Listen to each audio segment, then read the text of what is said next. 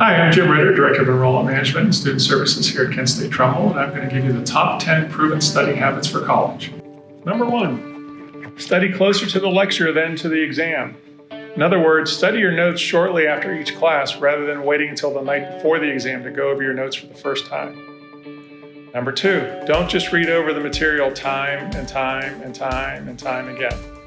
Testing yourself rather than just rereading the material is more effective, whether that be through the use of flashcards or just closing your eyes and saying the answers to yourself.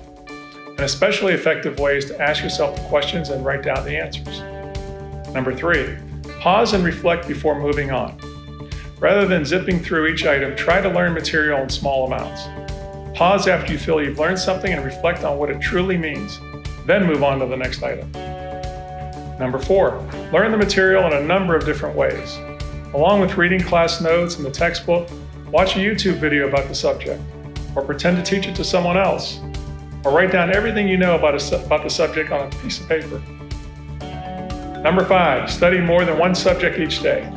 Rather than spending a great deal of time studying 1 or 2 subjects a day, spend smaller amounts of time on each of your subjects each day. Number 6, take steps not to forget. Remember, you will retain 80% of something new you have learned if you review it within 24 hours. This can be as short as a 5-minute review. Number 7, use the Lightener system. This system involves writing the names of the topics on individual index cards, 1 topic per card. Those topics you know well go to the back of the deck, and those topics you know least well stay at the front of the deck. Number 8, use the Funnyman notebook method. This involves writing each topic that you're trying to learn at the top of a new page of notebook paper. Then go through and explain each topic as though you were trying to explain it to someone else. Number 9, use the SQ3R method. Sounds complicated, but it's really not. The S stands for survey. Survey briefly the information by reading over the entire piece of material to get a general idea of what you're about to learn. And this can be done simply by reading the topic headings in a chapter. Q, question material.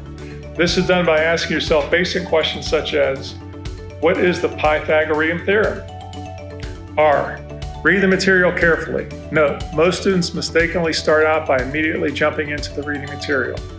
R, recite the material. This can be done by going back and answering the questions you came up with about each topic. And the final R, review the material you just learned, but only for a few minutes.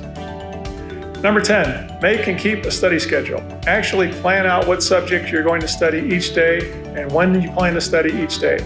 Remember, in college, you must study at least 2 hours outside of class for every hour in class. So if you're taking 15 credit hours, that means you're in class approximately 15 hours a week. So you need to study at least 30 hours a week for those 15 hours you're spending in the classroom. If you use any, most, or even all of these study tips, you will be successful. Thank you.